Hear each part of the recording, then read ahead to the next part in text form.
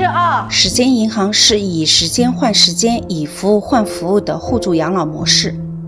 用你的举手之劳去帮助别人，给他送个饭啦，或者给他代买个药品啊，带他去医院看个病啊。到你老的时候，你可以用你储存的时间兑换别人的这个服务。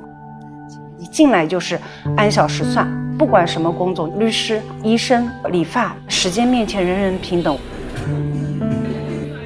我们现在推的是政府主导型互助时间，全南京市已经有1400多个互助时间的服务点。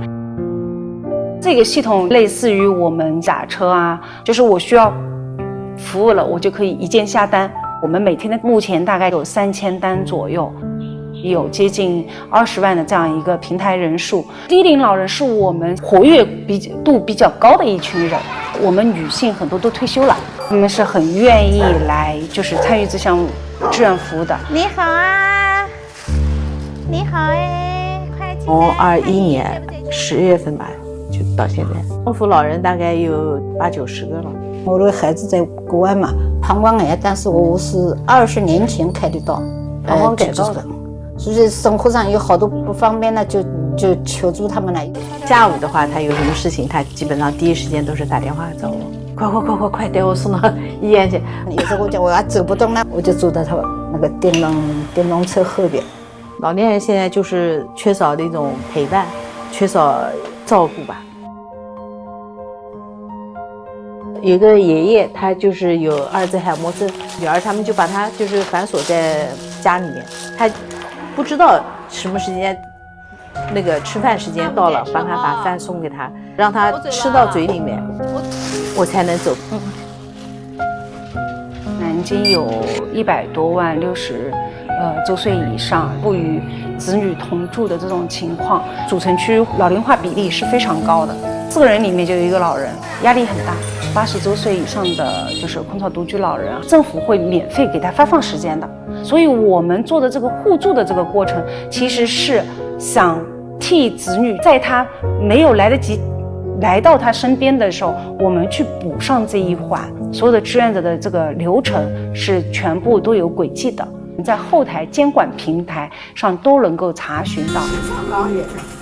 再见。对，我有养老护理员证书。我奶奶生病，然后在医院里面几个月都是我一直在旁边照顾。本身觉得就是老福专业，护理经验也比较丰富。真的，他蛮有爱心的，比较心细，又不喜欢家长。看病对于老年人来说其实是很难的，因为不知道可以是通过网上预约挂号，他没有办法很好的形容出自己的感受。我们志愿服务平台，然后也有陪同就医，有帮助老人拿药啊之类的。生命体征测量的话，血压、血糖、体温啊之类的一些数值嘛，你要牢记于心。精神慰藉不仅仅是说话，就是耐心的听下去，对于他来说也是一种支持。我上次去的那个老人家里面嘛，他们家很暗，一盏灯都没有。看到我的时候，他就已经是在哭的状态了。他们的家里面冰箱上啊、墙上就会写满电话，以防如果发生意外的话，别人找不到我们。我们就是见证过很多老人的离世。我之前有过一个经历，就是那个爷爷，我是前一天刚到他们家给他做过服务，第二天我们接到电话，他凌晨走掉了。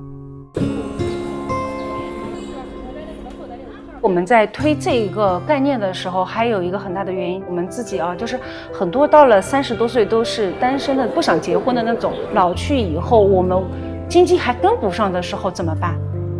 现在家政保洁上门的价格是50块起1小时，陪诊1个小时吧，400没有了。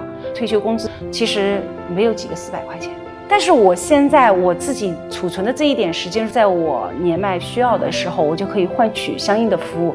即便我收入很低，没关系，我有时间，我也可以扛一阵子。时间银行其实是对于我们年轻人来说是投入最小、回报最大的一个养老的一种方式。我们是在防范我们自己老去以后不要太难看，我们可以有尊严的老去。